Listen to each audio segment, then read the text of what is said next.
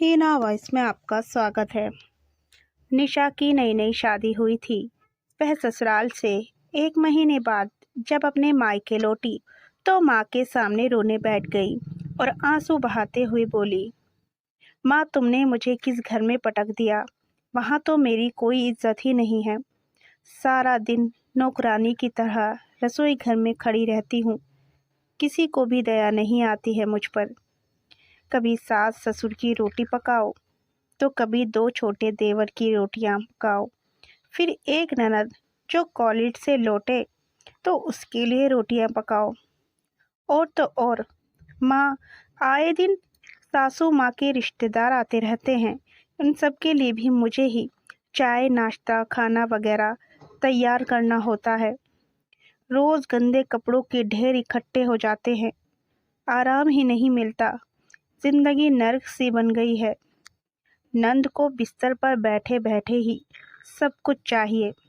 जानती हो, बीते दिन मुझे अपने पति पर तब गुस्सा आया जब उन्होंने महीने की पूरी तनख्वाह सासू माँ के हाथ में रख दी और मुझसे कहा, तुम्हें जो कुछ भी चाहिए एक पर्ची पर लिख देना, मैं शाम को ड्यूटी से छुट्टी होने पर लेता आऊँगा। निशा की बातों को ध्यान से सुनकर माँ ने थोड़ा सोचकर कहा, तो तुम क्या चाहती हो? मुझे उन सबके साथ नहीं रहना। बस मैं और मेरे पति, हम दोनों अलग अपनी गृहस्थी बसा लें। कुछ ऐसा उपाय बताओ माँ। बेटा, तुम्हारे पास 2 ही रास्ते हैं। एक तो तुम वहीं रहो और उन सब की सेवा करो, क्योंकि वह परिवार भी अब तुम्हारा ही है। और अगर तुम चाहती हो तो तुम अपने पति को किसी किराए के मकान में ले जा सकती हो। वहाँ तुम्हें किसी का खाना नहीं बनाना पड़ेगा, किसी के कपड़े नहीं धोने पड़ेंगे। पति की पूरी तनख्वाह भी हाथ में ही तुम्हें मिलेगी। लेकिन याद रखना, जब तुम्हारे कोई पुत्र होगा और जब वह बड़ा हो जाएगा, उसकी भी शादी होगी, घर में तुम्हारे जब बहू आएगी, उस वक्त तुम यही चाहोगी कि मेरा बेटा और मेरी बहू मेरे ही साथ रहें और मैं अपने नाती पोतों के साथ खेलूं। प्यास लगने पर मेरे नाती पोते दौड़कर मेरे पास एक गिलास पानी ले आएंगे। कोई ऐनक ढूंढकर मेरे हाथ में थमा देगा। कोई कहेगा, दादी जी खाना बन चुका है, थाली लग गई है, आओ हम सब मिलकर खाना खाएंगे। माँ ने आगे बोलना जारी रखा, जिन कामों को तुम दुख बता रही हो, एक एक करके गिना रही हो, दरअसल यही जीवन के महत्वपूर्ण क्षण हैं।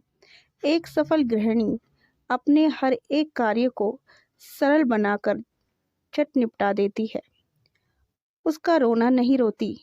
दुनिया में जो लोग सफल हुए हैं, वह अपनी जिम्मेदारियों से भागते नहीं, बल्कि अपनी जिम्मेदारियों को बखूबी निभा लेते हैं।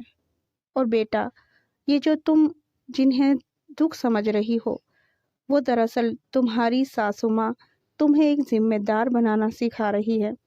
वो आने वाले समय के लिए और आने वाली अनेकों परेशानियों से निपटने के लिए लड़ना सिखा रही है।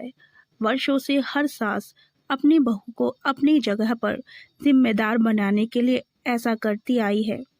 कल तुम भी अपनी बहू को जिम्मेदार बनाने के लिए उसे मजबूत बनाओगी।